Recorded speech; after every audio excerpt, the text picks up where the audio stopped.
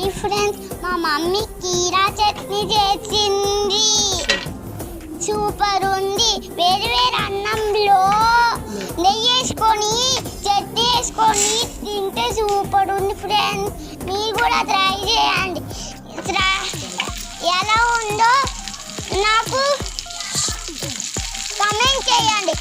మా ఛానల్ నచ్చిందా లైక్ చేయండి, షేర్ చేయండి.